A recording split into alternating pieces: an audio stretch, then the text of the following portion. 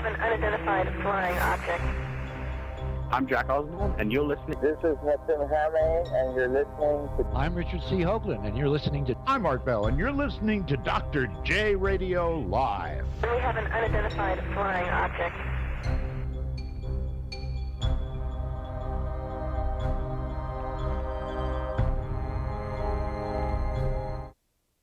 Welcome back to another great episode of Dr. J Radio Live. I'm your host, Dr. J, broadcasting from the City of Angels. As you know, we are internationally syndicated with my home base at late night in the Midlands, also Black Swamp Digital Radio, and of course in the United Kingdom, we have Deprogram Radio Network, and we are also streaming live to YouTube Nation.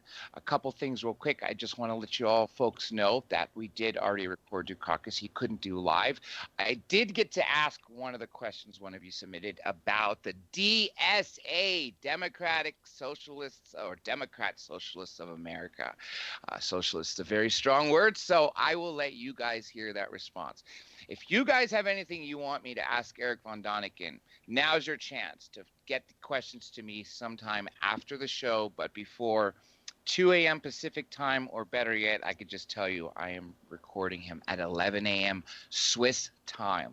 Now, tomorrow, I just want to tell you folks, is two guests, not just one, but two. The first hour, we will have Mark Anthony, the psychic lawyer, and hour two, Robbie Thomas, which doesn't need much of an introduction, but I encourage you all to check that out. I know a lot of you have been asking about those YouTube videos, and I've been trying to crank them out as fast as possible, but this is what I can promise you folks. By next Monday, this coming Monday, everything will be set for you guys to have, and then what will happen is each day, rather than going to unlisted, we will keep them live. So once they're there, then I will immediately fix them. That way you folks can enjoy them right off the bat. Now, if you recall, yesterday we were talking with Father Ashcraft, talking about exorcism, and one of the topics, even though it's just the person, it's not necessarily what he does, is a complete dichotomy of what we're going to be talking about today. So he was talking yesterday about occultism and things like that, and how that can cause demons to have influence over you, which could lead to demonic possession and other things like that. Well, the person that I'm alluding to today is Aleister Crowley.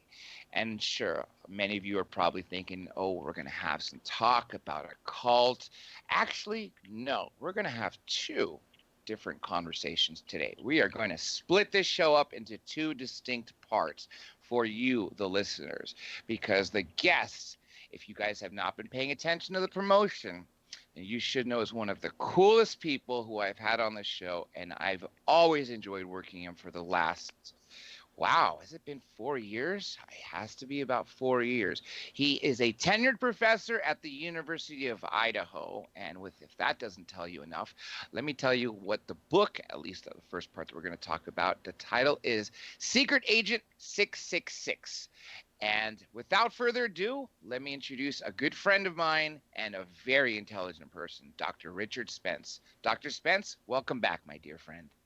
Hi, Dr. J. It's great to be back, and thank you for the wonderful introduction. So, I don't think I've been called cool in some time. So, well, you know I mean it, because honestly, you are one of the coolest people, and on air, off air, I always get some such amazing conversations with you. Okay, well then let's try to have one. We absolutely will, and that's why I hope all you folks there are ready for this. Okay, so let's talk about Aleister Crowley for a second. Now, of course, people are jumping to the conclusion of thinking, okay, he was an occultist, late 1800s, early 20th century. Actually, he was pretty much, for the most part, most early 20th century, if I'm not mistaken, right? Because he died. He's born in 1875, but let's say by the time he starts doing adult stuff that anybody pays attention to, yeah, he's first half of the 20th century. So dies in 1947. That magical year of Roswell and flying saucers and founding of the CIA and death of Aleister Crowley. There you go. All of those things fit together. So you probably remember this phrase, and every time I say it on air, I'm hoping people would understand, so I just will tie it up to one. Clowns in America. Clowns in America. CIA. You've never heard that? That's what Oh, CIA yes. Okay. agents. Well, I was thinking of cocaine importation agency. Oh, it's funny you said that because when I first started my economics course at UCSB, the professor had, she was dating a former CIA operative, and so she brought him in the class the very first day, and so he asked, "Does everyone know what CIA stands for?" Of course, you hear, Central Intelligence Agency, you hear clowns in America, and he says, "Nope, everyone's wrong," and we're all like, "What?" He said, "Cocaine Import Agency." And so what you said, Dr. Spence, is to the truth, because I've interviewed someone who was a Navy SEAL in Vietnam. Afterwards, what he did was 2 private military contracting jobs that were to guard giant shipments of cocaine from Peru and Colombia, paid for by the good old clowns in America, also known as Cocaine Import Agency, or CIA. But nonetheless, we're talking about intelligence. So speaking of CIA, this is actually, it does fit. Now, during World War II, for those I would think really, have to be living under a rock to know that the higher echelon of the Nazi Party was really into the occult. And Dr. Spence, maybe you could fill me in on which members per se in Adolf Hitler's inner circle were really into the occult, aside from Rudolf Hess. Well, yeah, Rudolf Hess is probably the primary one. The one that really isn't in any particular way, even though he's accused of it a lot, is Adolf himself. There's really not much of an indication that Hitler was any particular student of the occult. And yes, I know there are books that claim a whole variety of associations and that he's an evil wizard and the rest of it, but maybe we'll get into where that comes from, which isn't to say that he's not an evil guy, all right, but that he was not particularly into the occult. But the other one who was somebody some may have heard of, was Heinrich Himmler. Yes. Who is most notable as the chief of the SS, the Black Order, the kind of party within a party, the inner core of the Nazi Party, and an organization, really sort of stood apart in its own right, which runs its own army. I think that's one of those things that very often people are a little confused about, because if you look at the military history of the Second World War, one of the things you'll run across are various Waffen SS divisions, and those were often very formidable combat formations. They were kind of the fire brigade of the Third Reich, and they had all kind of interesting names like the Viking Division and the Leibstandarte Adolf Hitler, but what the SS divisions are is that they're really not part of the German army. So there was the regular German army, which is the Wehrmacht, which is simply the German defense forces. That was the regular army under a bunch of largely monarchist army officers. And then there was the Waffen-SS, and the Waffen-SS fielded its own divisions, had its own system of ranks. Operationally in the field, SS divisions were subordinated to Army Command, but there is a separate organization. And then the SS isn't just these combat divisions. The SS is everything from the guards of concentration and death camps to a whole kind of inner bureaucratic structure, literally a kind of state within a state. So the guy who's at the head of this, and from the very beginning, and who stayed at the head of it, which was kind of a tricky thing to do, was Heinrich Himmler. And what most people generally hear about Heinrich Himmler is that he was a former chicken farmer, which is probably true, along with a number of other things. But he was, he's one of those people that stands out on the historical stage for the same reason that many other people do. They're ambitious. Yes. And if you really want to know how you get ahead, how you become an important historical figure, it basically requires 2 things. One is luck. Without that, you get nowhere. The fickle wheel of fate has to eventually sort of position itself in the right area. But the other thing is that you have to be ruthlessly ambitious. That is I'm not necessarily advocating that as a life choice that one should make, but if you really want to succeed, you need to be lucky and you need to be ruthlessly ambitious, and Himmler went in for that. The difference between Himmler and Hess in terms of their approach to the occult, or at least my sense of it, and somebody may have a different one, is that Rudolf Hess was he's the type of person that I would call a seeker. He was after spiritual knowledge and enlightenment. You know, you can find these people, and they're looking for something. And generally, if they look hard enough, they'll find it. They'll read a book, or they'll hear a speech, or they'll do something, and they'll find. They're always looking for a cause to attach themselves to. And that's one of the things about Hess, and I think it also is one of the things that kind of explains why Rudolf Hess, by the time World War II comes along, by the time 1939 comes along, Hess is kind of out of the inner circle. You know, he'd been very close to Adolf Hitler in the 20s and the early 30s, but that relationship changed as time went on. And, you know, you can use, you know, as associations or friendships do. Sometimes one person outgrows another one, or they develop other relationships, and that when the one they had before becomes secondary or completely neglected.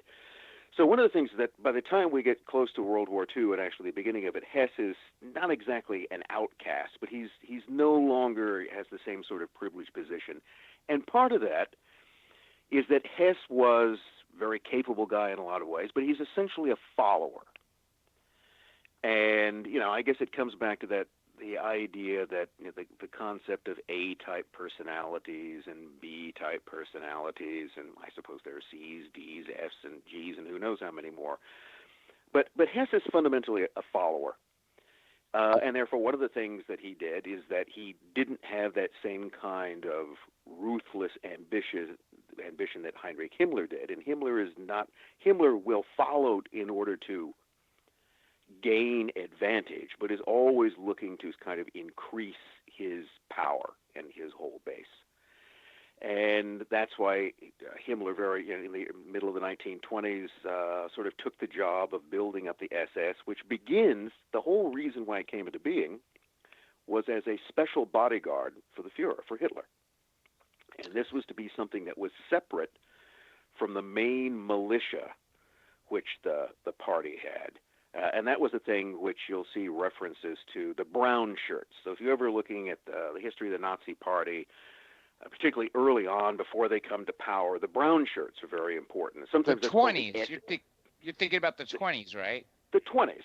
So you can divide, you know, the Hitler's road to power really sort of begins in 1919. When he joins what is then called the German Workers' Party. It's not even called the National Socialist German Workers' Party. They don't add that for another year or so. It's called the German Workers' Party, and Hitler joins it essentially as a spy for the army. Now, this is one of those things, again, which I think often kind of gets forgotten, but I think it's fairly important, is that, you know, you often hear is that at the end of the first, you know, the First World War ended, almost 100 years ago in the fall of 1918. Germany lost the war, but one of the things to keep in mind is that they didn't lose the war totally. I mean, the First World War actually ended with a ceasefire. That's what the armistice was. The armistice was a ceasefire. So there was an end to operations. And it was, you know, the Germans entered that ceasefire at a great disadvantage. But still, the army was intact. It still largely held large occupied areas in Russia and still held positions in northern France and Belgium. So that's one of the things that becomes sort of an issue in Germany, something that Hitler will later exploit, is that Germany in the First World War is not demonstrably, decisively defeated in the field. So when this armistice comes down on November 11th, 1918, the German army, although it's riddled with revolutionary activity and in fact is, you know, in the process of falling apart, is still intact and it's still fighting and it's still standing on enemy territory. And therefore, this is one of the reasons why later on the question was, well, how did we lose the war? I mean, if we were still fighting at the end of the war, how did the army lose, or was the army undermined from within? And that's this thing that begins something called the stab in the back legend. And this is something that Hitler and the Nazis, and not just the Nazis, exploited in the years to follow by arguing that Germany's defeat was not a military defeat, but it was a political betrayal, and that there were people within Germany who, in essence, stabbed the country in the back and forced them into a disadvantageous peace, and they were to blame for everything. So this is one of the things. So the image you often have is that the German army comes marching home in 1918, defeated, but in one sense, but not defeated in another one, still an intact force, and that Adolf Hitler is among all of these hundreds of thousands of discharged soldiers who comes back to find no job, et cetera, et cetera. Well, that's not the case. He had a job, because Hitler doesn't leave the army. He's still in the army. In fact, he's still in the army payroll until the middle of 1921. Wow. So the question is, what's he doing? Yeah, who's he spying for exactly in those years? All right, and keep in mind that the army is demobilizing. So the whole huge wartime army is very quickly demobilized, and hundreds of thousands, even millions of men are going home, but Hitler's not one of them. So keep in mind he's not married. He doesn't really have any family to go back to. Both of his parents are dead. He doesn't have any job to go back to because he never really had a job before he became a soldier. He doesn't really want to go back to his hometown in Austria because he likes Munich and Bavaria much better. So he has this is an interesting thing. Hitler has no prior life to return to. So he's kind of wide open in terms of opportunities. And keep in mind, he's someone who I'd come back to as an example of someone who is ruthlessly ambitious. And what I mean by ruthlessly ambitious is that they are not going to let, little things like stepping on other people's toes or harming someone or doing whatever is necessary in order to advance themselves. Including a stint in jail, too. Yeah, well, for attempting to overthrow the government, which in some ways is the best thing that ever happens to him. And it's the best thing that ever happened. It's this thing about, the fickle wheel of fate, right, of luck. So on the one hand, we're sort of moving up ahead. But in 1923, in the early days of the Nazi Party, Hitler and his very small party, little more than a local organization, had no chance of seizing control of Munich or anything else at that time. Essentially, it's a kind of, too much beer was consumed, and they thought they were going to take advantage of a political crisis elsewhere in the country to seize control, not of Berlin, but of Munich. So one of the things to emphasize is that in most of their early years, the Nazi Party, the National Socialists, are very much a southern German party. They're basically centered in Bavaria and in the Bavarian capital of Munich, which people may know still produces very fine beer today, and is a lovely place to visit. But that's essentially where the party gets its start, not in the German capital of Berlin. And so there's a half-baked and horribly unsuccessful demonstration that the police fire on. Several Nazis are killed. Hitler and others are arrested, and he's essentially put on trial for attempting to overthrow the government. Gets a fairly light sentence and only serves a portion of that. So instead of serving his full sentence, which would have been at least a few years, he's out in some months. And this is why so it looks like this was bad luck for him. That could have ended his career, but it doesn't. So prison the trial gave him publicity. Yes. So one of the things it did is that by trying and failing to overthrow the government and then having his trial for treason against the state covered in the press, this now gave Hitler nationwide propaganda that he didn't have before. So that's why it was actually to his advantage. So he actually emerges out of this failure as a national politician as opposed to a local one. Then the other thing he has to do is that, what do people have time to do in prison? Well, you got time on your hands. So, you can lift weights or you can write a book. Yes. So one of the things he did is he capitalized on his publicity by writing a book, Mein Kampf, which was his whole, my struggle, his whole story of how he had come to the position where he was. And because he had gotten media coverage, and because he had become now a kind of public figure, that increased the demand for his book later on. I mean, if he hadn't been arrested, tried, and thrown in prison, he would be much less well known, and the book would have been much less influential as it was. So it actually rebounded to his favor. This ability to take something that appeared to be a disaster and turn it into something which really kind of jump-starts his political career. And what also that did too is, as you mentioned, first of all, he's got the nation now paying attention to him because he's been made into this public figure because of the publicity. And anybody in show business, or this is something I used to say when I was producing concerts, is bad publicity is better than no publicity. And clearly it worked out for Hitler at this time. But after he gets out and he's sort of this sort of hero to those other Nazis and to those who feel that the Treaty of Versailles was just a big problem and a humiliation for those, when he started giving his speeches, and again, I'm not trying to praise the guy. He killed a lot of people, including my family, all the way down in Greece. He had caused havoc there. But if you paid attention to his speeches, it's really sort of a wonder. Two things. One, you have this really short, ugly sort of guy who is commanding at by the time the end of the late 30s, all of Germany, and they are taking oaths to him, not to their country.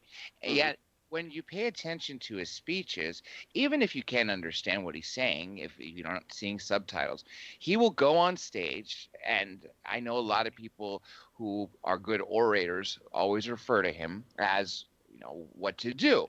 And he would go on stage, people are talking, and he would just sit there. He wouldn't say a word, just sit there, no emotions on his face, and just wait till everybody got quiet.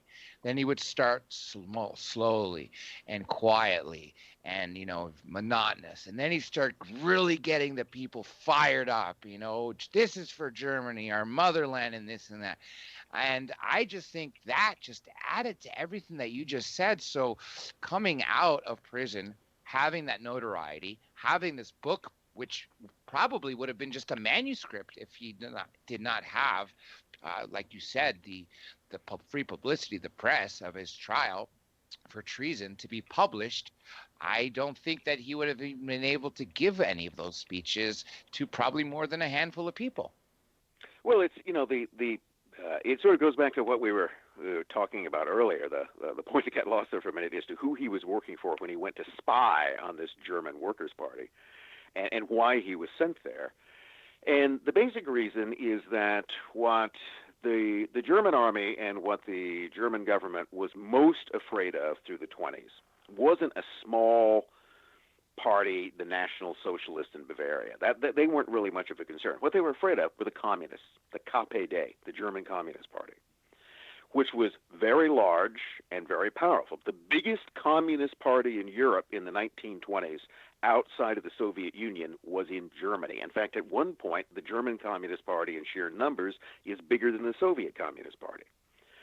So if you were going to look at any country in Europe in the 1920s that was going to go red, Germany seemed to be the possibility. Interesting. So the reason why remember in 1919, in the fall, which is just not quite a year after the end of the war, and in Germany in 1919, there's essentially a civil war going on. There's fighting between right-wing and left-wing units. The army itself, because of the Versailles Treaty, is demobilized to a very small size, so it can't really keep order. So you have these organizations called Freikorps or Free Corps, and those were essentially right-wing units organized by army officers of former soldiers, essentially as mercenaries, and these would go in and they would suppress left-wing uprising. So one of the things that in early 1919 was suppressed by these Free Corps was something called the Bavarian Soviet Republic. So again, one of those little details in history, and remember, the devil is always in the details. That's right. One of those things that existed only briefly in the spring of 1919 was a short-lived communist government in Munich and in Bavaria, the same place we were talking about. So that's one place where it was half-baked and it didn't last very long, but nevertheless you had this thing that called itself the Bavarian Soviet Republic. That was crushed. And while all of that was going on, Adolf Hitler was in Munich because, remember, he's still in the army. He's never been discharged. And in fact, during the Bavarian Soviet Republic, he's one of the Soviet Republic soldiers sitting around in his barracks wearing a red armband. All right? So just keep in mind, at one point early in his career, Adolf Hitler is basically a Bolshevik soldier. Now, whether that was his real conviction or not, but that's what he was doing because those were the people that were running the city at the time. Now, when Munich is, as they say, liberated or essentially conquered by the right-wing forces and the government troops, then one of the things that he immediately does, that he becomes involved in, is that there is a purge of the local garrison. And of course, one of the things that the officers want to do is to figure out who were the commie ringleaders among the soldiers in the Munich garrison, and they want those people out. Now, here again is where luck and ruthless ambition come in. So watch how these work. Hitler, remember, like thousands of others, soldiers in Munich, had worn a red armband. Whether he had really wanted to or not, whatever his political views were, that's where he was. So he might have been caught up in that purge and kicked out of the army. But instead, he was able to make contact with the right officers, and he offered his services to essentially rat out Bolsheviks among the troops. So he becomes an informer on other fellow soldiers who had actively supported the short-lived communist regime. And in doing so, he makes friends among, one of them is a particular officer, but then I might think of Karl Mayr. This is the guy who really sort of is very important in Hitler's early career. Because Karl Mayr recognizes that Hitler has certain talents. And one of the talents he recognizes in him is that he's good at giving pep talks to other soldiers. So one of the things that Mayr and other officers want to do in their campaign against communist influence in the army is that they want to recruit loyal or at least usable soldiers like Hitler to basically lead sort of propaganda sessions, where you would come in and he would give anti-communist addresses to the troops, and Hitler proved himself. And at that, and then Mayr, at his suggestion, sends him to a special training school to become essentially an army propagandist and an army spy, someone who would then be used as a sort of, the closest equivalent to it is a kind of political commissar. That's basically what the German army in 1919 groomed Private Hitler to be, was a political commissar whose job would be as a kind of both spy and political influence on the soldiers around him. And again, he, being ambitious, he did that. So remember, here was an example of where when opportunity came to him, and that opportunity meant betraying other people who, might have been sitting beside him at breakfast the day before, he did that. He didn't let any of those type of things stand in his way. So that's why a few months later, after Hitler had proved himself as a useful propagandist, as a soldier that had a talent for influencing other soldiers, had some knack for public speaking, could follow orders, could go to meetings and pay attention to who was there and file a report about what was done and what was said. So the army gets this report that there's this small little party that started in Munich that's calling itself the German Workers' Party. Now, if you didn't know better and you just heard the term, there's a small political group called the German Workers' Party, that sounds, kind of commie, doesn't it? Sounds like a Workers' union Party. even too, actually. Yes, I mean, this sounds like it sounds like it's a leftist party, if Yes. not communist, then certainly socialist in some way. And keep in mind, what they later called themselves are the National Socialist German Workers' Party, which also sounds even more pinko than it would previously. So that's why they send him there, because they're curious about what this group actually is. And remember, the Communist Party had been suppressed. It had been driven underground. So there was a logical expectation that the communists, who are not going to give up that easy, would simply reorganize themselves and reappear under different names. So I'll give you an example of that from American history, going on at the same time in the early 1920s. It was also around 1919, 1920, that two separate communist parties appeared in the United States. So there was the Communist Labor Party of America and the American Communist Party. And they were each vying to get recognition from the Communist International in Moscow. What eventually happened, though, is that they were suppressed. They came under attention from the Bureau of Investigation and local police, and so they essentially, the Communist Party disappeared from visible view, and what reappeared was something called the Workers' Party of America, the WPA. And the Workers' Party of America pretended that it wasn't the Communist Party, even though everyone pretty much knew it was, but it was the legal front for the illegal Communist Party. And so the Workers' Party of America would have public meetings. The Communist Party would have secret meetings, but the Communist Party was always the tail that wagged the dog. So that's the it just gives you an idea that those were the type of tactics that were used. So there was, reasonable suspicion that this German Workers' Party was some sort of reemergence of the Bolsheviks under another name. So that's certainly one explanation, or it is good an explanation as any, as to why Hitler was sent there. And then what Hitler did was to find out that, it was really an organization which was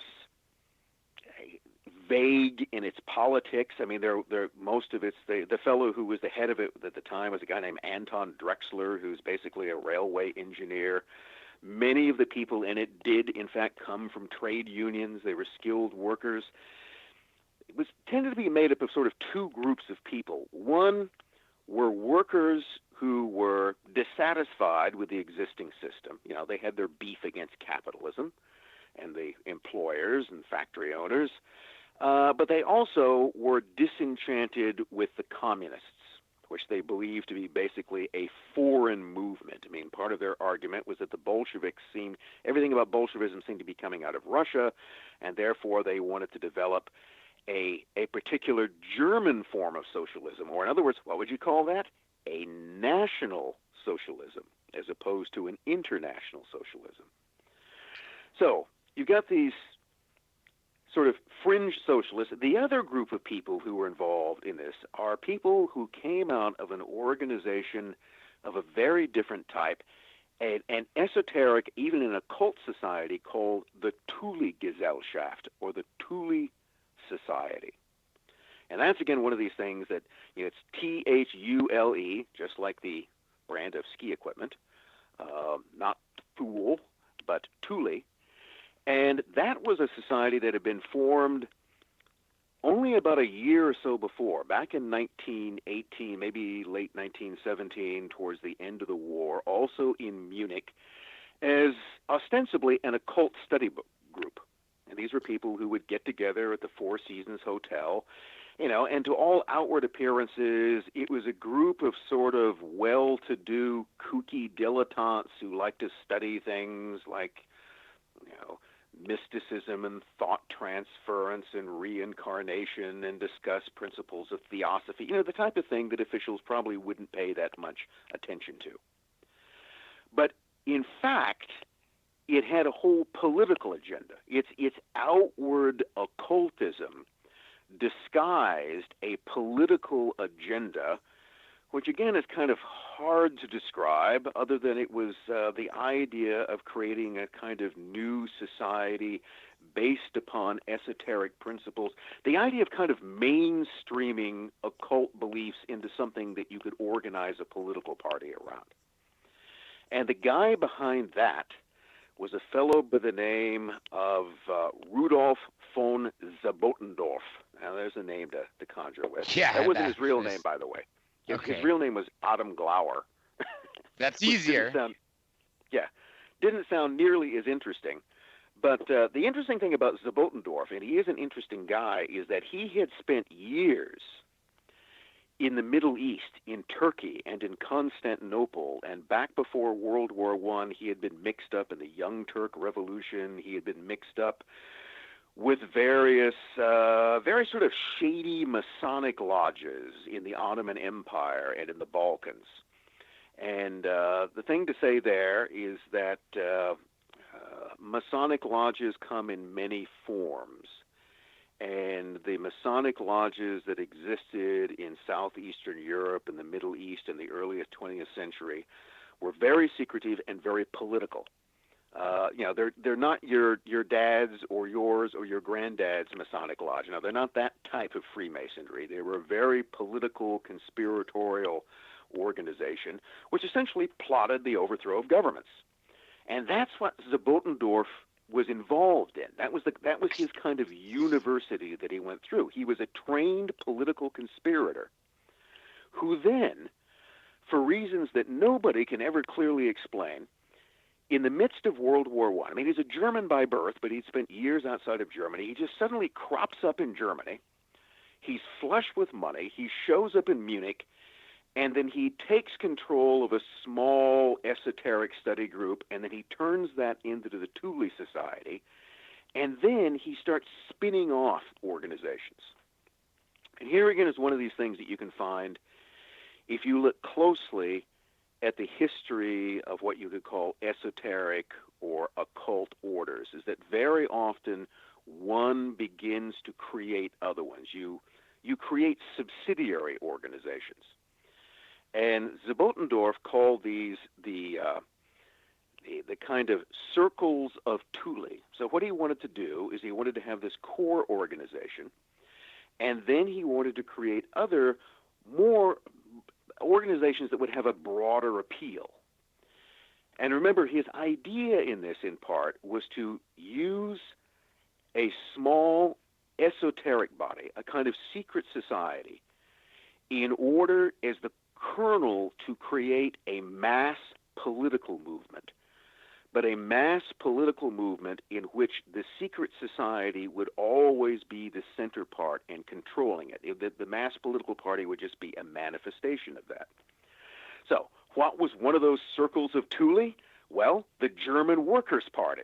So this is where things get interesting, because the German Workers' Party is an extension, or at least very strongly influenced by the Thule Society and by the man behind it, this fairly mysterious, well-trained political conspirator of Rudolf von Sebottendorff. And this is what he gets going. And this is what Hitler sort of walks into and then becomes part of. Now, he's basically assigned by his army superior. So remember, Hitler is still working for the army. He can't really decide what it is that he wants to do. And also, one of the things that German soldiers at this point in time are forbidden to do is to join any organization that requires an oath. And the reason for that is that they take an oath, and they cannot take any other oaths in addition to that. So they swear an oath to their commanders and to the state, and therefore any other oaths would be inconsistent with it. So this is kind of interesting because it's one of those things that you can read, and some people may be thinking, well, was Hitler himself a member of the Thule Society? Doesn't appear. He may have appeared there as a guest. I mean, he may actually have been connected. He may have been aware of the Thule Society before he went to that meeting of the German Workers' Party. May or may not have. The thing is, however, is that he could never have been a member of the Thule Society because as an active German military man, he was forbidden to do that. Now, that doesn't mean that he couldn't have been aware of it and that he couldn't consort with people who were. There's even the possibility in this, this is something that I've written about, and I'm not really sure about the answer. There's even the possibility that Hitler's being sent to the German Workers' Party meeting really wasn't because his army superior suspected them of being Bolsheviks, but because They wanted to plant one of their experienced operatives, essentially their secret agent, if you want, inside this party that was being, that there was some sort of collaboration between Sebottendorff, the Thule Society, and the German Army Command in Munich, that they were working together in some respects. So, you see, the thing that is still a mystery is how all you can see these pieces, but exactly how they fit together is still a kind of question. So what was going on in the background? Whether Hitler was sent to the German Workers' Party meeting that September of 1919 to spy on something his superiors didn't know about, or to basically represent them in an organization that they had helped create. Nevertheless, this is the roots of where it came from. It's one of Hitler's sort of first brushes with the occult. But I guess the point I want to make here is that if Hitler had any connection to the Thule Society, it wasn't because of his interest in their occult doctrines, and that wasn't what drew him to the German Workers' Party. It was pure luck, ambition, and a soldier acting on the orders of his superiors. But look at then what happens. Once he gets into the organization, partly because it had no really strong personalities, he becomes that strong personality. He becomes the leader. You know, basically his gift of gab, his ability to, propagate. I mean, what has he been trained to do? He'd been trained to be a propagandist. And now he becomes the head of the party's propaganda apparatus. And then through that, he becomes the head of the entire thing. It doesn't happen overnight, but Hitler's influence in the party will continually grow and grow, and then it will morph into the National Socialist German Workers' Party, and he will be involved in that.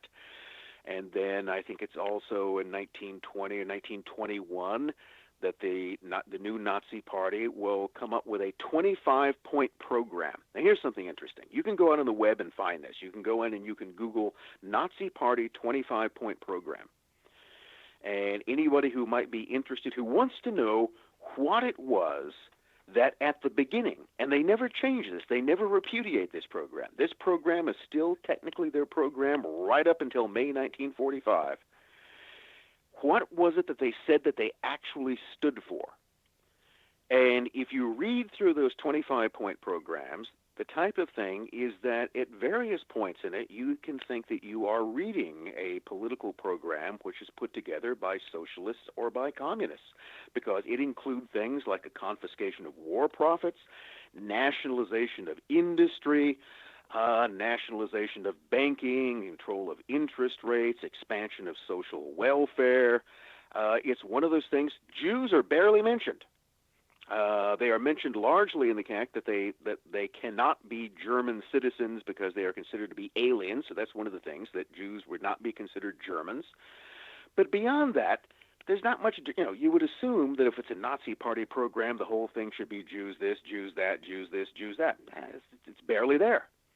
You wouldn't see that as a major point of the program.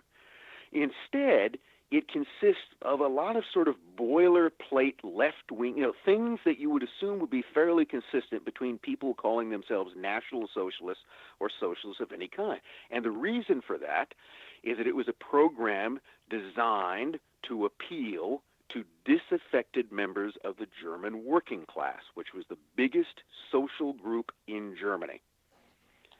And that's the thing that you would have to understand there, is that the German working class was the biggest social group. Almost half the population is working class, bigger than the middle classes, certainly bigger than the tiny aristocracy, the clergy, or the very rich. So if you wanted to create a mass political party in Germany that would have any hope of winning national elections, you need a party that can appeal to the workers, and therefore you need a program which would appeal to the workers. But the thing you can see in this is that none of this stuff is accidental. What it suggests to me is that the Nazi Party is a creation. It was a thing which was created by someone, and it wasn't created by Hitler. Hitler took management of it, and he later influenced, became the key figure. But he's not the guy that actually got the thing going. It was something that he joined and took over early on, but after the process had already begun by Sebottendorff and others. So the question is, did they eventually get what they wanted? I mean, did Hitler fulfill their desires, or did he take it in some different direction? Now, the other thing that's often assumed by the Nazis is that, once they get started, once Hitler comes in and they rename themselves the National Socialist German Workers' Party, then it's this grand parade to political power. That never happens.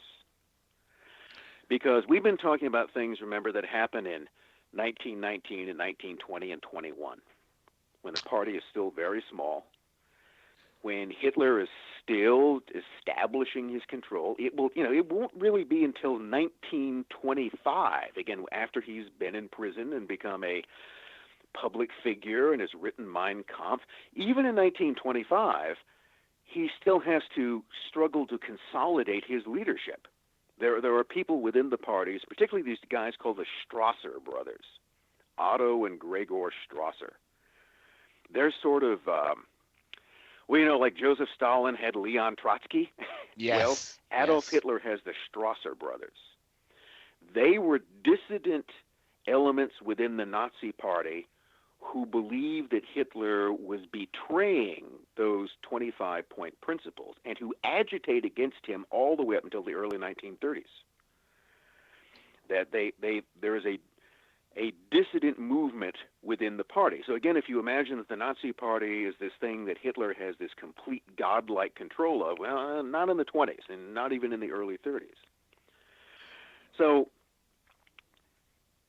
we're still talking a long period. I mean, you're talking in the 20s and 30s, a long period before. Yeah. I mean, the Chancellor part, which obviously changes things That's a lot. 33. More. Yeah. Exactly. Yeah. Okay. And the question is, how does Hitler become Chancellor? He becomes Chancellor again through the efforts of other people. So he becomes Chancellor because other German politicians, none of whom are Nazis, in fact, don't particularly like him, but they think they can use him. You see, luck comes to his rescue once again. Other men who thought that by making Hitler Chancellor that they could manipulate him and then cast him aside when he was no longer useful, make that happen. He doesn't make it happen himself. But remember, that's 1933. And we were talking about Hitler coming in. So it's a dozen years. That his road to power is over a decade. And for most of that time, the Nazi Party really doesn't amount to much of anything.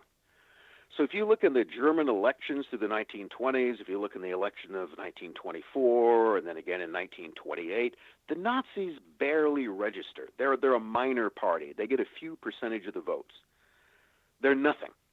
They had no real national profile.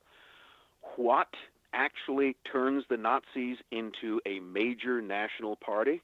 One thing and one thing only: the Great Depression. Yes. Okay. As soon as the German economy collapses in 1929 and 1930, and the Depression is bad here in America, it was worse in Germany still. At one point, by 1931, 1932, unemployment in Germany is running in excess of 30%. Wow. 1 in 3, literally. 1 in 3. 1 in 3. Okay. And underemployment for many of the others. So it is devastating and economically for most people. And the Germans in the 20s had other economic devastations, a hyperinflation that wiped out everybody's savings in the early 20s, which they never recovered from, and now we have a few years of prosperity. But that's what happens. In 1928, the Nazis barely register at the ballot box. But then in the elections of 1930, and then especially in 1932, they become the biggest party in the Reichstag. Well, there's only one reason why that happens, and the reason for it is because people voted for them because they appeared to be the party that opposed the way things were. See, this is one of the kind of advantages you have. There were lots of other political parties in Germany. There was the mainstream Socialist Party. There was the Catholic Center Party. There was a kind of liberal party, the German Conservatives. But what all those parties had going against them was that they were the parties that had been around that had apparently, in the minds of many people, failed. They were the parties that people were increasingly abandoning any faith in because these were the parties that had been around for years and they hadn't solved any of these problems. So, what's Adolf Hitler promising that he can do? Adolf Hitler is promising that he's going to solve all of these problems. Now, does he have any track record of solving problems? No. But he hasn't failed either. That was the thing. I mean, this idea of voting for something new, even if you're not entirely sure of what it is, simply because you're disgusted with voting for everything that's old. And thus, in this economic collapse, that's what made the Nazis a party. And see, there again is how luck, how fortune comes in. Had Germany remained prosperous, had there been no world depression, there would have been no Nazi regime in Germany. That I would virtually guarantee you. They would never have gotten anywhere, and we would never talk about Adolf Hitler today except as a minor failed German politician of the 1920s. But see, there was another disaster, and he ruthlessly exploited that, and the people who thought that he was a fool who could be used and cast aside were wrong, and the rest, as they say, is history. You know, we're on a roll on this topic, Dr. Spence. I'm going to ask you let's save what we were going to for this what I initially told you before the show for the second part for a whole 2-hour show next part. Because if it's okay with you, do you mind skipping the break and let's keep on going on this? Sure. Okay, so let me ask you this now. Again, this obviously, clearly, he's had a lot of luck to get to where he is. What specifically did the Nazi Party do to gain so much attention during the Great Depression? I mean, were they able to help solve any problems, or was it just the promises that they were alleging that they could help if they were the ones in power? Well, you see, when you're out of power, when you're the party which is seeking power, you haven't demonstrated that you can do anything. So all you're doing is you're making promises. So what it all depends upon is not really the faith that anybody has in you, because, let's face it, you haven't done anything for them to have faith in. You haven't done anything to be judged yet, but you are presenting yourself as the alternative. I mean, it's like this. The people who are presently running the government, I could say, have all demonstrably failed. And how can you tell they failed? Well, because you're out of work, or your brother-in-law is out of work, or your next-door neighbor is out of work. They've failed there, And you could go back and you could say, well, the same parties that are running Germany are, and they were, the same parties that were around during World War I. Well, these were the politicians who failed. This is why we lost the war. And then there was the hyperinflation. Well, what did these parties do about that? Nothing. Your savings were wiped out because these same people were in charge. And now we're facing another economic catastrophe. And what is the common denominator in all of these catastrophes? The old parties were in charge. Right, the same government, the same people making the rules. So so the argument that you need somebody else to make decisions, anybody else, on the surface makes a good deal of sense. Now, the advantage of being the person who is criticizing the existing order is that you're free to attack the failures of the people who are in charge. But since you have no track record, since you've never held power, see, you can't be responsible for any of that. I mean, the one thing that Hitler could honestly say is that, well, my party was never in control during this period, therefore whatever happened wasn't our fault. It's the fault of the people who were there. So if you elect us, if you bring in a new party into power, then we will change all of this. We will alter it. And it's a promise, but in times of desperation, that's what it is that people will go for. It's the game of politics, which, remember, is basically propaganda. Go back to this thing. Hitler was, by his army training, he was a propagandist. And if you look at everything he did to promote himself within the party and then to promote himself and the party to the German public, it was propaganda. It's like those speeches that you were talking about in which, again, that kind of talent which Captain Meyer first noticed back in 1919. The reason he thought that this Hitler guy might be someone to give additional training to, what you're watching when you watch a Hitler speech is you're watching an act. You're watching an actor at work. Yes. Yes. I mean, that's really what you're seeing there, is that it's a performance. And I think it's one of those things that kind of obscures very often the sort of historical view. And it comes back to the thing of the tendency to view Hitler as not a man but a devil. I mean, this is often the way that he's discussed, is that he's evil, that he's a devil, and so. And the problem with that, and here again, I'm not coming from the standpoint of trying to defend him. What I'm trying to do is the idea that if you really want to get a sense of this person, you have to look at them for what they are, which is just a man. All right? That's the thing to realize whether you're talking about, well, that's true for Abraham Lincoln, it's true for Joseph Stalin, it's true for Franklin Roosevelt, it's true for Adolf Hitler. They're all just men. And what often happens historically is that human beings get turned into these kind of semi-divine figures. They're either turned into angels or devils. Yes. And what gets lost in the process is the person, the kind of three-dimensional, complicated, messy human beings that they actually were. And I think in some ways, if you look at Hitler as a man, if you see him for this kind of a rootless individual, that same Captain Meyer, the guy who saw Hitler's talent back in 1919, he later gave a kind of interesting description. And he also said that when he first met Adolf Hitler, he said Hitler was like a stray dog looking for a master. That's what he tended to see him. Yeah.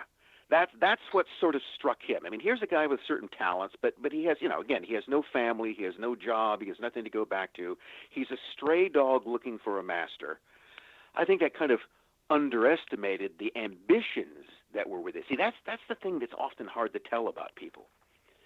And arguably that maybe the people like Hitler and others who are the most successful is hiding that ambition. Because if you're too outwardly ambitious, that will turn people off. That will make them leery of you. But if you can manage to be ruthlessly ambitious, but disguise that, especially to disguise it as concern for others, like my concern for the German people. Yes, that's what he uses. Yes. Okay, Adolf Hitler's never really interested in the German people. He's always interested in himself. But he turns that into, he acts the part of someone who is interested in the German people and is going to save the German people. And the only thing he's interested in is advancing himself. But he can manage to convince other people to empower him, because that's what's necessary to do. Because none of these things does he really take for himself. It's always given to him. The backroom deal that made him chancellor is something given to him. His army superiors setting him up with the German Workers' Party, that is something which is given to him. And he looks like a dog in search of a master, but in fact he's a very cunning wolf looking for his opportunities. And he finds it, but he's still a human. There's nothing magical in this. There's no sort of, you don't have to conjure up some sort of occult explanations for Hitler. The explanations for him are just blatantly political. And one thing you also talked about with propaganda that also really much applies to what you talked about, the act when he was giving his speeches. What comes to my mind is the Nuremberg rallies. He really wanted to put on a show with the flags and the torches and the thousands of people marching in unison. I mean, all of that, again, is exactly what you said, just one big act. And yeah. You're absolutely right in the sense that he was able to hide his ambition, his ruthless ambition, by always talking about the German people, what's good for them, what's failing them right now, why the powers that be right now are causing them to live in humiliation and to be so broke, and when they should be, I hate to take some quote from a good movie, Thrive, but where they should be thriving instead of just barely surviving. And he plays that into people very well, and they play right back into him. And yeah. I think the combination of the two sort of sparked something that I don't think anyone truly saw coming. If anyone, maybe him, deep down inside, because that may have been his vision all along. Well, I think he had ambition, but still he needs these. What happened were things that he couldn't make happen. They were fortuitous events. Again, the Depression was something that Adolf Hitler had no ability to make happen. That was something that is, maybe it comes back to this idea that, much of the secret to success in life is seizing opportunities, that recognizing an opportunity and then exploiting the opportunity. I don't know. I'm not sure I've ever been particularly good at that in some ways. But that's, I can see that that's part of it. You recognize that the opportunity is there, and then you exploit. Remember this idea of ruthless ambition. That is ambition which is not constrained by anything other than just driving it forward as far as you can. But you did ask a question a little while back about, what was it, other than the appearance of a economic collapse in 1929 and 1930, that's what begins the Nazis' rise politically. But there's another factor in that, and here's another one of these things where a kind of mystery, an unresolved question comes in. What Hitler then faced, remember, the Nazi Party from 1919 really up until 1928 or 1929, it had grown, it had gotten bigger, and it had organized its brown shirt militia, but still, it's relatively minor. And I think even again in the election of 1928, the Nazi Party gets around 3% of the vote. That's what they got. That's small. Right? Really, 3%. 3%. 3% of the vote. Almost laughable. Okay, and in two previous elections, they'd gotten like 2.5%. When they first appeared, they were kind of a new thing, and they got like 6%. But that's it. See, that's not a national party. You get 3%, you get 6%, you even get 10% of the vote. You're no more than a minor party.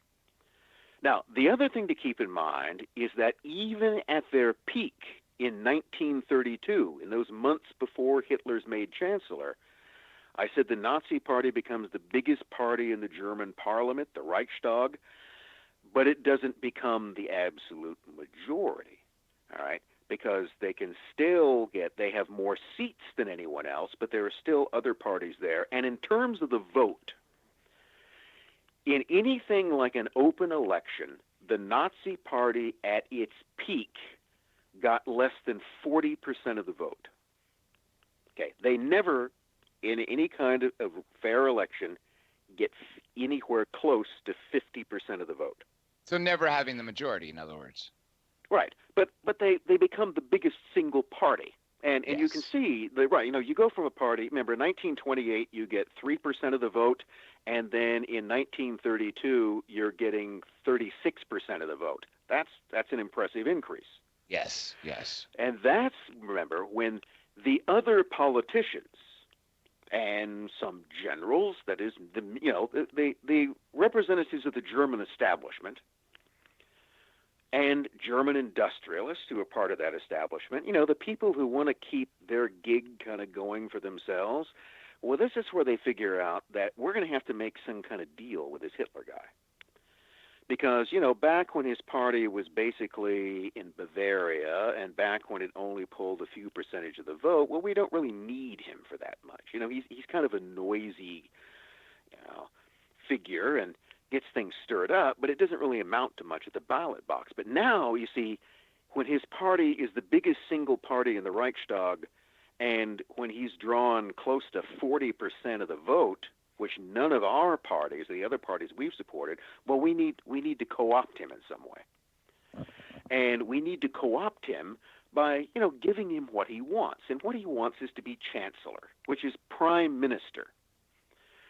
So that's the other thing you'd have to understand about the German political system. When Hitler becomes chancellor, he doesn't become king. He doesn't even become, by American standards, president. He simply becomes the prime minister of a government, and a government which will only last so long as it has some sort of coalition to support it in the Reichstag. So the reason why other politicians who are not Nazis and have no particular love for them in any way, but are simply out to protect their own interests, the reason why they're willing to make Hitler chancellor is because they believe it is a way to control him and the popular forces that he controls, and to sort of bring him into their system, and then when he's outlived his usefulness or whatever, they can cast him aside. Again, they're underestimating just how ambitious he is. But Hitler then has to go beyond that. He can't, you can't become Führer or dictator as chancellor, because a chancellor was a constitutionally limited office. I mean, first of all, it's temporary, and it also has only certain powers to it. And there's actually a guy above the chancellor who's the German president. And guess who the president? That president is the guy who actually appointed Hitler chancellor. Hindenburg, and that was right? Paul von Hindenburg. And who was Paul von Hindenburg? He's an old Prussian general from World War I. Ah. I mean, Hindenburg represents the old. First of all, he's almost 80 years old. He'd been a successful commander from the First World War. He was a staunch monarchist. Again, this is the other thing that's true for Hindenburg and most of the other senior leadership in the German army. These are people who want to bring the Kaiser back. So remember, one of the things that happened after World War I is that the Kaiser abdicated and Germany became a republic, the so-called Weimar Republic. So one of the things that German monarchists are all, what they've got their panties in a bunch about is that they don't have a Kaiser. So that's what they want to do. And Hindenburg, even though he has been elected president of the Weimar Republic, he has nothing but contempt for it. I mean, he'll serve in that capacity, but he's not really concerned about doing things that might undermine a Republican regime that he personally despises. So Hindenburg, this elderly monarchist field marshal, is persuaded by other men, most of whom also tend to be military men, like Kurt von Schleicher and Franz von Papen. Okay, remember they have Fons in front of their name, which means that they're noblemen. That's the other thing about them. These military aristocrats, these are the ones who then persuade Hindenburg, who really detests Hitler as a kind of gutter snipe, to appoint him chancellor. But they only think that's going to be temporary. So for Hitler, he's now been given an opportunity. He's now at the head of a government, and even in his initial government, by which I mean his ministers, the Minister of Defense, the Foreign Minister, the Interior Minister, even not all of those are Nazis. He has non-Nazis in his government. So what he has to do is to find a way to expand his powers. And the way he does that is by creating a crisis. And that's where we get things like the burning of the Reichstag, which is seen as a communist plot to overthrow the government, which the Nazis almost certainly gin up for themselves. And then what does that allow? Because the Republic is under threat, in the name of protecting the public, here's the irony of this. Hitler, legally in the name of protecting the Republic, which he actively seeks to destroy, acquires emergency powers.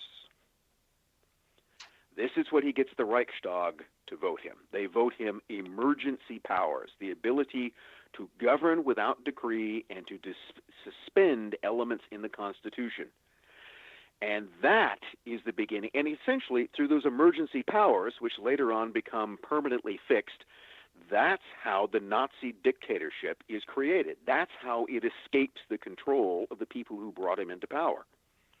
And instead of having the word Kaiser, he ends up adopting the term Führer. What year did he start calling himself Führer, or asking other people to call him?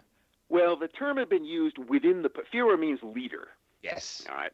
So that term had been used for him as the leader of the Nazi Party, but then becoming Führer, or leader of the nation, he adopts that title when in 1934, Hindenburg, the old president, a man who, by the way, could have dismissed Hitler as chancellor at any time, dies.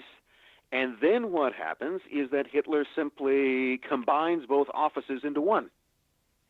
Okay, Because he we're not has going to the elect a new person. extra emergency powers that Right. was Okay. granted. And by that time, one of the things he does with emergency powers is he begins banning other political parties. Yes. Yes. So the first party he bans, of course, are the dangerous communists. Then he bans the socialists, then the Catholic Center Party, and then the other right-wing parties, which were essentially conservative monarchist parties. And it's one of those things that's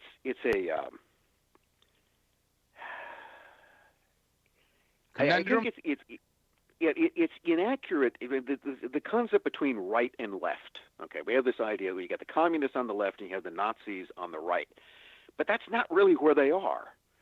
So remember, the Nazis stand for National Socialists, and as their platform suggests, they took a lot of that socialist rhetoric. The anti-capitalism within it was a part of that. It's certainly something that motivated many people. I mean, that's how they drew much of their public support. And so what the Nazis actually represent, the German right, if you wanted to think of the kind of traditional right or the German conservatives, those are the monarchists. Those are people like Paul von Hindenburg. And what German rightists wanted to do was that they wanted to go back to the world the way it was before 1914. They wanted to go back with Kaiser Wilhelm and back to the whole Gemütlichkeit era, the period, of German prosperity and Germany's, those were the good old days to them. So what the actual sort of right in Germany stood for was a restoration of what they thought was the old order, which isn't what the Nazis stand for at all. I mean, within the Nazi Party discussion, there's always this idea about a revolution, that we're going to revolutionize German society and we're going to sweep aside the old classes, which was part of a new order. So remember, the traditional right don't want a new order; they want the old order. But their choice, basically, was between the new order as envisioned by the Nazis and the new order as envisioned by the communists. And therefore, the advantage that the Nazis had is that they at least appeared to be German patriots, because they're calling themselves National Socialists, whereas the communists, the perception was, take their orders from where? From Moscow. So therefore, the idea was that if the German communists come to power, they will take their orders from the Communist International in Moscow, which was exactly as it was to be. That would have been the case. You would have ended up not with a German government, but with a German communist regime that essentially took its orders from the Kremlin, like what later East Germany was. So German conservatives, the people who, the sort of traditionalist conservatives who really wanted the Kaiser back, they saw that was their sort of choice. Their choice was either to submit to Bolshevism, or that maybe this Hitler guy and his National Socialists will, he's promising to restore the country, and Hitler's saying that he's not, see, Hitler could win over the industrialists by saying that, well, as long as I'm the head of the party, I won't nationalize industry. And he could win over the monarchist army officers by saying that, I don't care that you're monarchists, but when I'm in power, I'm going to rebuild the military. That's what they wanted to hear. I mean, he seduces all of them by promising what it was that they wanted. But he never has any kind of long-term plan of doing that other than as a ploy to win them over. So you see, the thing is, the Nazis really, in a sense, don't represent the right in the traditional sense, and they don't exactly represent the left. They're this other thing. There's something which isn't really part of it. I mean, they are socialists who also advertise themselves as national patriots. See, that's what communists couldn't do, because they're part of this international movement. But that's something which the Nazis could do. But here again, I would come back to argue that their message didn't convince most people in the German electorate. They never get most Germans to vote for them. But they get enough to make them powerful and to make other people give them power. There's a few key figures that I want to ask you about because throughout this ordeal of, Hitler before he went to prison, when he first tried to take over or when he was tried for treason, I believe, correct me if I'm wrong, was Hermann Goering, did he come into Hitler's life at that point when he pledged himself as a National Socialist? Goering's not there at the beginning. He comes in sometime in the middle 20s. Okay. Goering, Goering was a kind of fighter ace from World War I. Yes. With the Red Baron. He used to fly with the Red Baron. That was one of his raids. And that's what got him going. Is that he was a World War I ace. He was a war hero. There's interesting questions about. There are those people who question to what degree Hermann Goering was ever ideologically committed to National Socialism. And that's probably a fair question. It's the same. You can look at the same thing if you look at, the Bolshevik elite, if you look at Soviet communism. How many of these people are convinced Marxists, and how many of these people are basically pretending to be convinced Marxists because they've latched onto something which they can advance themselves? And that's one of those things that, one of my key interests here, I guess to point out here, isn't really German history as much as it is Russian and Soviet history. So since, I spend far too much of my time scratching around into the histories of assorted Russian revolutionaries, that's often one of the questions that comes up. Is this person really, a fully committed communist? Or is that just a kind of vehicle for their advancement? And the thing is, you can never entirely be sure. I'm not even sure whether they know in that regard. Yeah. Two other figures that I want to ask you about. When did they come to be part of Hitler's life and part of the inner circle of the higher echelon of the Nazis was two people that we mentioned in the beginning that were involved in the occult, which are Himmler and Hess. So do you know approximately what years they started getting close to Hitler? Because what I'm assuming is those who were with him in the early days were probably those who he appointed to these high positions. Yeah, if you look around, you've got Himmler and Hess, Goering, and then Joseph Goebbels, who becomes his propaganda minister. In the case of Goebbels, one of the things that I can remember is that Goebbels, even up until like 1925, 1926, was more a supporter of the Strasser brothers than of Hitler. He initially, within the party, was part of a kind of anti-Hitler faction. And maybe I should explain the Strasser brothers a little bit more. They're still around, they're still Strasserites, as they call themselves around today. I don't know. There's got to be at least 6 of them. But there's probably more than that. But what it goes back to is, remember I said that what the Nazi political platform had many socialist planks in it. Yes. Okay. And so one of the questions was, within the ranks of the Nazi party, there were those people, and the Strasser brothers, Otto and Gregor were 2 examples of it, who took that socialist part very seriously. That's what they viewed themselves as. They viewed themselves as National Socialists. And so what they wanted was a Nazi revolution which would result, just as in communism, with the annihilation of the capitalist monarchist order.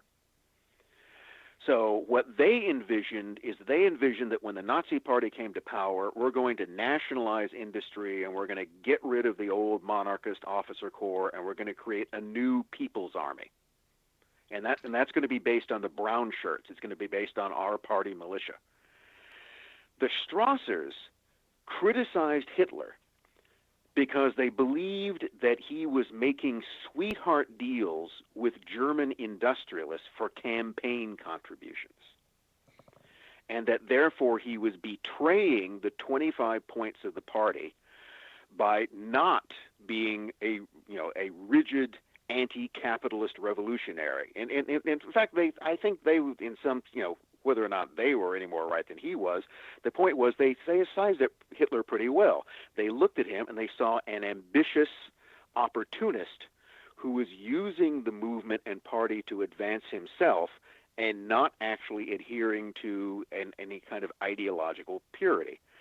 So they thought that he was, that Hitler essentially was selling the party out, and they were pretty much right about that. That's where, what Hitler realized is that to run a political party, you need money, all right? Yes. And the party, passing the hat at party rallies just really doesn't cut it. So you need money. And see, and this is, we'll almost come to this point, we'll come back to it, that's one of the ongoing mysteries is who supplied the party most of its money, especially in that period after 1929, when the party's getting bigger and when it's now getting millions of votes and when it's growing by leaps and bounds. Suddenly, the party goes from being a minor party to a major party, and one of the things that required, one of the things that many people in Germany, especially journalists, noted in that period of the Nazi takeoff in 30 and 31 and 32 is how much money they were spending on propaganda, because they're everywhere. And they're putting out newspapers and pamphlets, and there's new editions of Mein Kampf, and there's this endless propaganda barrage, and all of that required millions and millions and millions of marks. So here is the question which has never been answered: who's paying for it? Because it's not Adolf. Let me ask you a question, because this has come up a lot. I know Prescott Bush, grandfather to George W. Bush, I don't forget the name of the bank in Manhattan, but he was shut down, money was seized, and then, of course, he was let to his operations after somebody told Hoover to let him go. But wasn't he funding things in Nazi Germany, specifically Hitler? The question, it comes back to this, the question I just posed, I'll try to answer it. Who was supplying money to the Nazis, especially in the early 30s? The simple answer is everybody. It's not one to try to pin that on a, so you get, there's an interesting book that appeared in the same year the Nazis come to power, the same year that Hitler becomes chancellor, and it was published in the Netherlands. And it was published in Dutch, okay? So I cannot possibly pronounce the title in Dutch, but essentially the title translated into English is roughly the sources of funding of the National Socialist Party. And it was meant to be an expose of where the money came from to finance the big Nazi electoral campaigns in 30, 31, and 32. The author of it was an obscure Belgian journalist by the name of J.G. Shoop, a guy that nobody's ever really heard of much before or after, and of no particular kind, who was actually politically a pacifist, for whatever that was worth. So J.G. Shoop put this, but J.G. Shoop only put himself, he almost certainly wrote it, but he simply put himself down as the editor, and that the nominal author of that book is someone whose name was given as Sidney Warburg.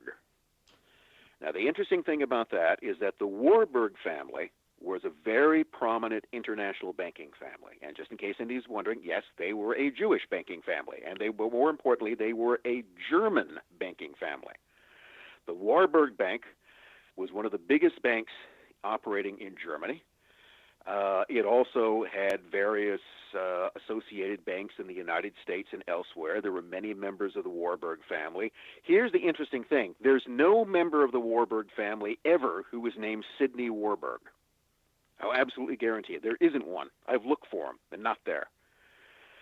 So one of the things is that here you have this book, and what the book claims, it claims to be the memoir of this non-existent Sidney Warburg, who describes himself as a young German-American banker who was privy to conversations between American and British financiers, including the Bank of England and including the Morgan interests in the United States, who then decided that they were going to finance, eventually to the tune of something like $30 million over the space of 3 years, the Nazi Party. They weren't the only ones, but this is where he describes, and he describes traveling back and forth and meeting with Hitler and other officials. The book, the story, first of all, the person, Sidney Warburg, never existed. And the actual events that are described in the book couldn't have taken place that way because they're out of sync. I'll give you an example. At one point, the supposed Sidney Warburg describes traveling to Europe on a particular ocean liner. I can't remember the name, and the problem with it is that the ocean liner wasn't launched until a year after he supposedly sailed on it. Ah. Okay. So, I mean, there was a real liner, but it doesn't fit that. And in fact, there are so many mistakes of that kind. It's basically as if people took sort of names, or someone took names and events from between about 1930 and 1933, but they cobbled them together in the wrong order. Because there are things that are discussed in as if they're happening in 1932 or 1933 that actually happened a year or so earlier. And it's one of those things that, to me, having seen things like this before, is that it's so carelessly put together that I can't believe it was ever meant to stand up to any close scrutiny. I know, I'm actually blown away. How could people read it knowing some historical facts like that, especially living in that time where they could just cross-check them and say, well, hold on a second, this didn't happen until this point, or things like that, and then to blindly sort of believe it sort of shocks me. But that's, the reason why people believe things, this happens all the time, it happens historically and elsewhere, is that the reason why these things get believed is because nobody really bothers to check them out. And the reason they don't check them out is because it's saying what they want to believe already. See, this is the whole knack in propaganda. The real key in propaganda is not convincing something that they don't believe. It's reaffirming the beliefs or suspicions that they already have. And therefore, for anybody who wants to, if you want to believe that the rise of the Nazis is simply explained by a bunch of ruthless British and American international bankers plotting the whole thing, well, then that apparently explains it. But it doesn't. So they never scrutinize it very, very closely. But the thing is, it doesn't add up. I mean, the story as told is impossible. That's not to say that there might not be parts of it that are true. I mean, this is one of the, again, when I look at something like this, to me, it's something that I don't believe that anybody put together ever to hold up to close scrutiny. And in fact, probably with the expectation that if someone did look at it, they would see that it was false, and that therefore it would undermine the whole argument that's put forward in that. It's a term which is used for this sometime is a deliberate burn operation. It's I'll give you another historical example of something similar, maybe. Goes back, this again has to do with our friends the Bolsheviks. Okay. So there also are the recurrent and stories that the Bolsheviks are financed by whom? Why, foreign bankers in the U.S., Germany, and elsewhere. Well, there may have been money that came in that way. And one of the things that purported to show that, not long after the Bolsheviks came to power in 1917, an American diplomat in Russia, a fellow by the name of Sisson, Sisson, George Sisson, I think. Last name definitely Sisson. Was actually purchased a trove of documents. So you got to imagine Sisson was representing the American, not really the American government, but essentially the American Red Cross. He's in Petrograd soon after the Bolsheviks had taken power, and there's all kinds of spy versus spy skullduggery which is going on. And someone basically offers, and they go, look, come here. I got this whole dossier that will prove that the Bolsheviks were financed by Germany, that the Germans paid for the whole thing. And now the thing is that that's partly true. The Germans did put millions of marks in financing a revolution in Russia. Not just the Bolsheviks, but in the idea of subverting Tsarist Russia from within by subsidizing revolutionary movements. So the basic story is true, but this has a whole set of telegrams, and it shows the transference of money from this bank and that bank and the people who were involved. And Sisson bought this because that's what he wanted to believe. He was, he didn't like the Bolsheviks, and so he was convinced that they were, simply German stooges. And he brought it back to the U.S., and it was published and translated. It was published in Germany and in France and in Spanish, and it became a big deal. And it was widely accepted until someone began to look closely at the documents, and they began to notice a whole variety of inconsistencies and wrong timing. And what you could eventually show is that many of the documents, not necessarily all of them, but that many of them were fake, and that this dossier was essentially a hoax. And remember, all you have to do is show that one of those documents in the dossier is clearly a fake, and you've impugned everything. So at first, everybody thought the Sisson documents proved the German Bolshevik connection. But then ultimately what it did was that it undermined that whole argument, that by being, with a little effort, and not that much, with a little effort, you could demonstrate that there was false information, or at least that there was concocted information among these dossiers, that it was not the genuine article as it claimed to be. Well, for years, that undercut the whole argument that the Germans had financed the Bolsheviks. In fact, the Soviet regime and communist supporters in the West could proudly say that, well, people have brought this up before, and the Sisson documents prove that that's not true. Well, what would later emerge from things like after World War II, when the German Foreign Office archives were opened up and you look through those files from World War I, what you eventually figured out is that virtually everything discussed in the Sisson documents is true, or at least based upon truth. The people it names were the people who were involved in this exchange. And so the question comes back, well, then what was the purpose of this? Why, if you wanted to, if you could actually prove this, then why didn't you do it? Why would you sort of concoct this easily debunked dossier? The answer for that is that the people who put the Sisson dossier together were the Bolsheviks themselves, were elements among the Bolsheviks, and they did it for the reason to discredit the whole story of German financing.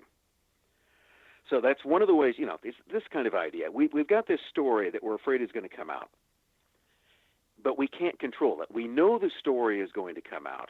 So what we'll do is that we'll get ahead of it. We'll actually come up, we'll cobble together a phony dossier that essentially is based upon its truth, but we'll do it with dirty documents that will then discredit the thing. So rather than appearing to prove it, it will in fact discredit it. It's like inoculating yourself, if that makes any sense. Yes. In other words, the way in which you inoculate yourself against the disease is to inject yourself with a diluted form of the disease. And therefore, the Sisson documents were a diluted form. They were an inoculation against the truth, which they basically describe. So the question then comes back to this book by Shoup, this supposed work by the non-existent Sidney Warburg, as to whether that's the same thing. Is it essentially telling a story which is, is it have a story which is fundamentally, or at least partly true, which is being deliberately discredited to eliminate that possibility from most people's minds? And frankly, I don't know. I think one of the most interesting theory that I've heard about the origins of it is that, and which I don't believe, but I think is a possibility, is that it was concocted by the Strassers. Because I didn't think of that. The Strassers are still around. They really hated Hitler even more that he had now become chancellor. In fact, one of the brothers, it's going to be, who is it? Is it Otto or Gregor? I can never keep them straight. Hitler will have one of them murdered in the Night of the Long Knives in 1934. The other brother, I think Otto, will flee to Czechoslovakia and then eventually will end up in Canada and the States during the war. But what he becomes is that he is an embittered enemy of Hitler. So the possibility is the Strassers had a grudge against Hitler, and what this book is accusing Hitler of doing is doing what? Making deals with sleazy Western capitalists, which is exactly what it was the Strassers believed, were after him about. That was the main. It presented Hitler in exactly the kind of negative image of making sweetheart deals with foreign bankers, as to what they would say. So it follows exactly what it is that the Strassers would say. And it's also possible that the Strassers, through their contacts within the party, might have access to that information. They couldn't have had access to too much. They had to sort of invent. I mean, the easiest tell in this to me is the whole sort of guy who wrote it, Sidney Warburg, because that's where you start. And when you can't find that person, that creates a very big question. And it doesn't fit anybody else. I've gone through every one of the people, the Warburgs, and looked through their travels and whether, to what degree do their movements in this period fit the described movements of the person in the book, and none of them do. None of them even come close. So the implication is obviously that this person, Sidney Warburg, didn't even exist. But more importantly, the implication is that nobody in the Warburg family was involved in this book that was, of course, penned by the so-called Sidney Warburg. Yeah, right? No, you can't. Sidney Warburg isn't. I can't even find anybody who's ever been named Sidney Warburg anywhere. I mean, there must be. They're not that. The name isn't that common. But in simply doing a basic search, other than the author of that book, the closest you can come up with is that there is a cousin. Remember, it's a large family. There's a fellow by the name of Sigmund Warburg, who's of German origin, but is mostly a banker in the UK. And he would be around the right age that this person is described. I mean, the person, the Sidney Warburg in the book, gives certain biographical details. And those biographical details just don't conform to any of the members of the family. That Sigmund, could you somehow, Sigmund, Siggy is what he was known as. Does that somehow become Sidney? It's not exactly the same name. That's the only one that seems to have a tangential relationship. But even there's no match. I was just going to say, even in that scenario, based on everything, the inconsistencies in this book with the fake Sidney Warburg, how could it be, even if it was Siggy? Because obviously they wouldn't have so many stories that were completely wrong. Like, for instance, we were talking about that cruise liner that set sail, I think you said a year before, a year after. Little inconsistencies like this. Now, I want to stay on this topic. Obviously, we only got 15 minutes left. We could obviously talk about Crowley other time, and I do want to do a full show. Yes, on... he kind of got lost in the shuffle, but we've gone on to other things. Yeah, that's okay. But I want to know actually more about what was going on in that period of time right now in Germany, which is clearly before they start to attack everybody else. And there's propaganda all over the place, even within the party. What steps did Hitler take to sort of sway that propaganda to get the people to sort of believe him outside of the people who were trying to, say, sabotage him, maybe? Well, one of the things that he did, I mentioned this thing called the Night of the Long Knives, which is what it's usually called. And so Hitler, remember, becomes chancellor in January 1933. And then they get their emergency powers by burning the Reichstag starting in February 1933. And then the dictatorship advances inexorably, but through a series of steps. And then you ban all the other political parties. Then you hold another election in which only your party, anybody can vote for you. The other thing that Hitler likes to do is to have referendums. So, for instance, when he's going to combine the president and chancellor into one office, there's a national referendum. Referendums, if you want to be a dictator, is a good way to sort of buttress yourself, because what you're giving people the choice to vote for is yes or no on basically a matter that's already been decided. So what most people will tend to do is that they'll vote yes, or they won't show up to vote against it because they know that not much is going to happen. But it still shows you that about a year into this, in July 1934, remember he's now been in power for more than a year, other parties have been taken care of.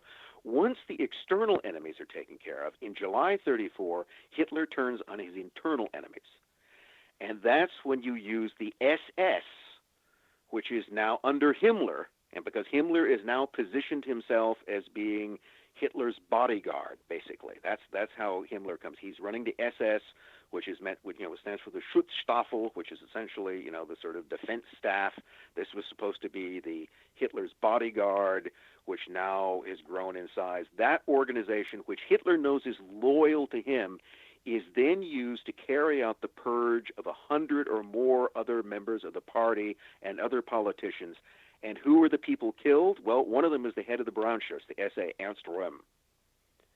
And one of the reasons for that, again, is that Röhm was very popular among the party militia, among the Brown Shirts. The Brown Shirts are sort of the party grunts.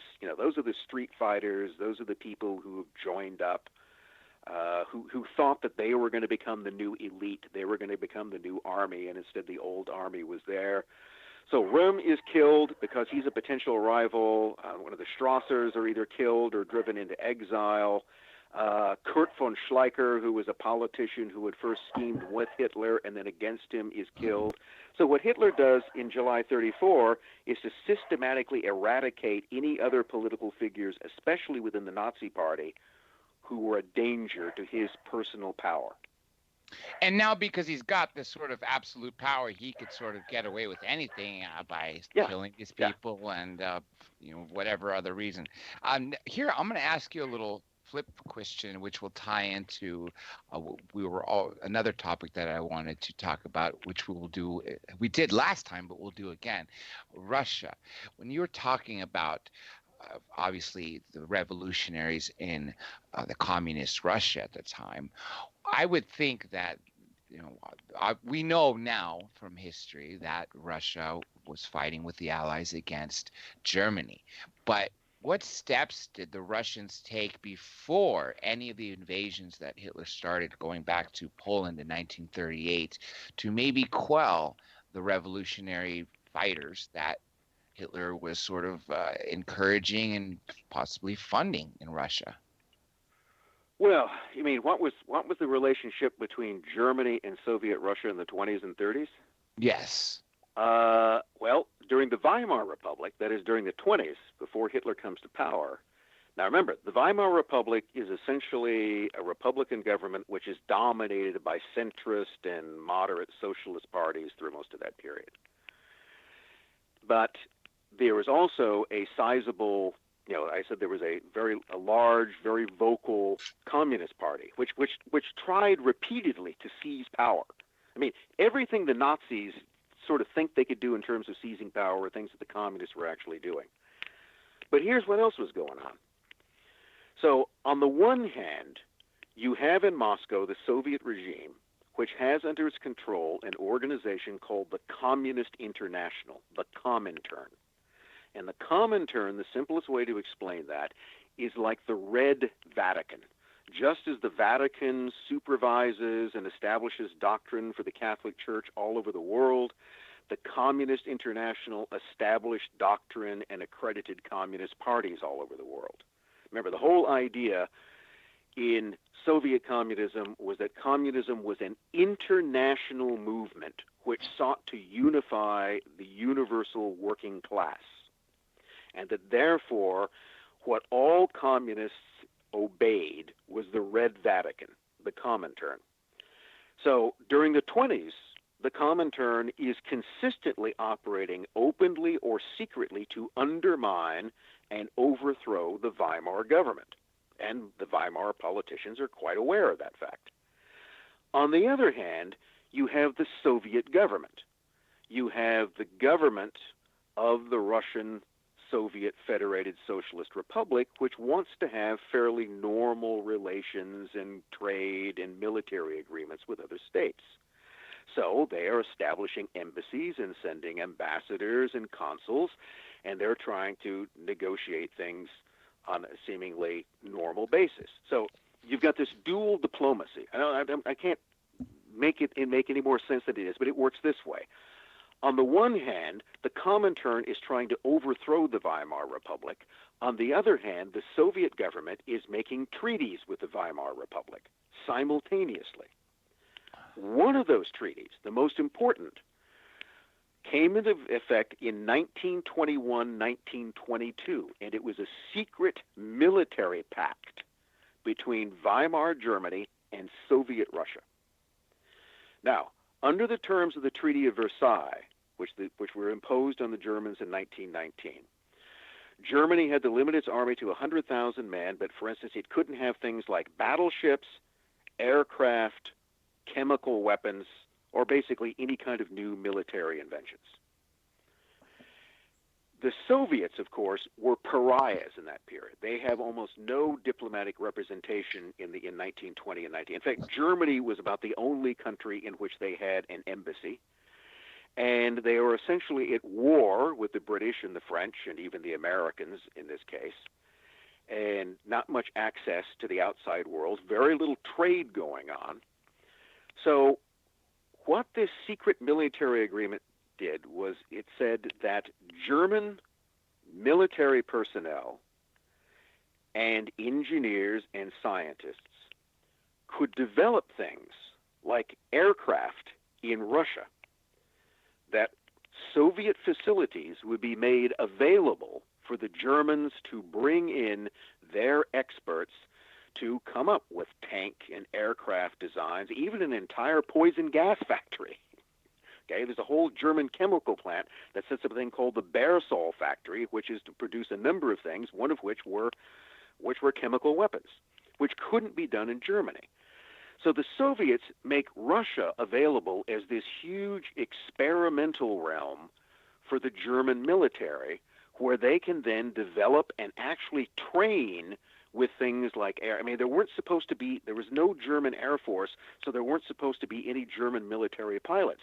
But from 1922 through 1934, that's right, even into the early Nazi period, there are German pilots who go to airfields outside Moscow to be taught how to fly military aircraft, and that is the beginning of the Luftwaffe.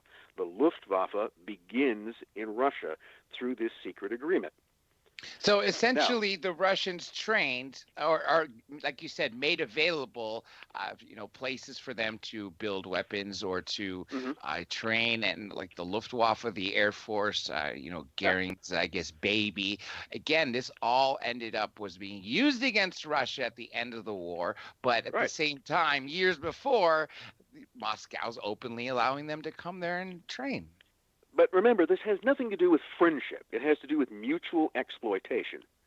The German officers who went to Russia, I mean, some of them, some Red Army officers and German Army officers became good friends. That's what some of Stalin was shooting a lot of his officers about in the late 30s, is they've been too close to the Germans. But the point is that while there might have been personal friendships between the governments, there's no love whatsoever. But they needed each other. That is, what the German military desperately needed was a place where they could experiment with and develop weapons they believed would be necessary for them in the next war, and the Soviets gave them that opportunity. What the Soviets needed was they needed Germany as a bridge to the West, and they needed German engineers and expertise, because everything, of course, that the Germans developed in Russia also became Russian property as well. So you were what you had here was this kind of joint development program in which the Soviets and the Germans were working together to come up with aircraft designs, which, oddly enough, is why in the 30s many of their aircraft designs are somewhat similar, because they're being developed in the same place. That arrangement actually continued into the early months of the Nazi regime until Hitler called it off. And there was, and part of that was because the German army was really needed. Now, once Hitler began to put money into rearmament, then you didn't need them as much. But it's one of these things that it comes in later. The most infamous deal between Hitler and Stalin was the so-called Hitler-Stalin pact, which was actually the Molotov-Ribbentrop pact. But that 1939 agreement, which basically made them allies and had them divide up Poland and Eastern Europe. The non-aggression pact. The pact by which when Hitler attacked Poland, that supposedly Stalin stood aside and watched. See, that's one of those little things that's not true, because what they agreed was to both attack Poland, but not at the same time. Hitler invaded Poland on the 1st of September 1939. Stalin invades eastern Poland on the 17th of September. Poland is invaded by both the Germans and the Soviets. The Germans, just by agreement, started that earlier. But that, again, is another example of that Hitler and Stalin don't make that pact between them because they love or trust each other. They absolutely do not. But they needed that breathing space. They needed to make some sort of practical agreement between themselves. And also the point was that Stalin hated the British and the French just as much or not even more than Hitler did. So he was perfectly happy. Yeah, right. He had ended up having to work with them. Now, I hate to rush, but we only have a couple minutes. So let me just ask this brief question, because this has been really fascinating, because I hope everybody out there truly enjoyed hearing something that you don't normally hear about the rise of Hitler and the relations with the Soviets and with Stalin. At what point, or was there one single event that divided Hitler and Stalin, and finally they became the mortal enemies that they ended up being throughout the end of the war, including the invasion of, I think, Leningrad or Stalingrad? Well, I mean, what ended their non-aggression pact was Operation Barbarossa, when Hitler attacked Russia on the 22nd of June, 1941. Right. So they literally were working together for those years. Right. They were literally, and that meant that it wasn't an alliance in a technical sense, but it basically operated this way. They didn't go to war with each other. Hitler was supplied with Soviet oil and gas. Basically, all the fuel that was being used by the Wehrmacht was being supplied by Stalin, food, etc. I mean, let's put it this way. So long as Germany and Russia were cooperating with each other, there was no way that Germany could be starved out. There was no limit on the resources that Germany could have. So in a way, what happened is, when Hitler attacked Russia in 1941, he killed the goose that laid the golden eggs. Yes. Now, he did that because his long-range plan was to destroy what he thought was Judeo-Bolshevism and the whole source of communism. But it's the whole story of these, going back to that Weimar Pact military deal with the Soviets in 1921, all the way up to the Hitler-Stalin Pact in 1939, what you'll notice here is that these are very important international agreements that are being made from the standpoint of temporary expediency and necessity. And I can't emphasize too strongly that they are not made out of friendship or trust. They're made in both those cases by regimes that deeply mistrust and hate each other. But the thing is they simply mistrust and hate somebody else more, at least for the time being. And see, that's the scary thing as to how history and even current international relations really work. If you think it's based upon friendship and trust, you are very wrong. That was actually very well said, and I've never actually looked at it from that point of view. So one thing that really could be said is Hitler not only exploited Stalin, but also Mussolini, because after having him do some deeds, he turned the guns on him. I always thought that was the thing. Now, unfortunately, we are out of time, Dr. Spence, so I want to give you a chance to plug in, of course, any of your works and anything coming up. Well, let's see. There's the book. If you're interested in Aleister Crowley and his connection with British intelligence and other bits of skullduggery, Secret Agent 666, British intelligence, Aleister Crowley, British intelligence and the occult. I have the book on this book called Trust No One, The Secret World of Sidney Riley, about an international spy and his fingers in all sorts of things.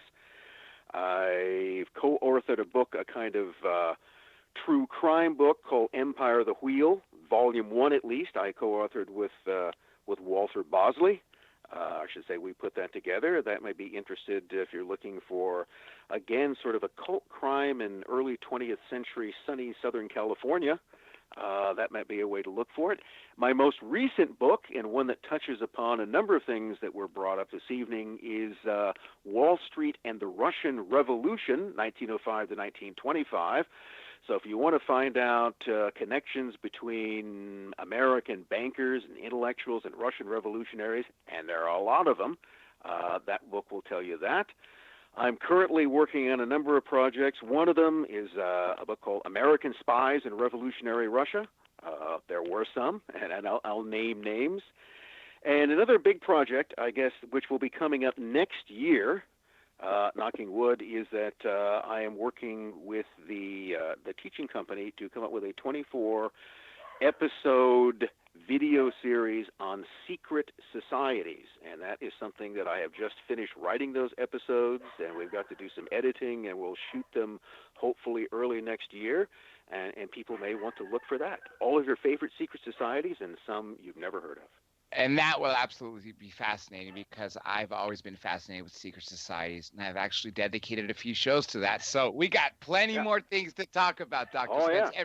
Everybody out there, if you've noticed, if you check on the website, he pops up very often because I always tap on him, because he's just so full of knowledge, and no two interviews are alike, and that's what I love about it so much. So you will definitely hear more of Dr. Spence. My guess is literally within 4 weeks' time, I will get him back if he's available that time, but we will work a date out. Sure. With that being said, folks, remember, I just want to thank, of course, Katie and Daryl Neely of Late Night in the Midlands for being the station managers and also audio engineers. Very hands-on, doing a lot of hard work for the network and each of the shows that are on here as well. Also, I want to thank Wise Frog, also known as Paul from Black Swamp Digital Radio, and in the United Kingdom, we want to thank the Programmed Radio Network and JC for all his hard work doing his job syndicating this show to the European and the UK audiences. Remember, folks, the only thing you have to remember about this show is the name of this show. That's right, Dr. J Radio Live, DRJ Radio Live. Like I said, that's the website and every social media account, from mine, Facebook, Instagram, Twitter, Flickr, Tumblr, Patreon. Remember, Patreon is a big one. Buffer, whatever you could think of, folks. Pinterest is another one. If it has a social media account, well, then you could pretty be sure that there is one account for us, and it is under the name of the show. With that being said, folks, everybody stay tuned for the show that's coming on after us. For those of you in the UK and the EU, I want to say good morning to you now. It's a little after 2 a.m. For those of you in the East Coast, good evening or good night to you. And for those of us on the West Coast, we are still literally about to go down to sunrise. So with that being said, folks, this is Dr. J, and I want to wish you all a good evening, good morning, and I am officially signing off.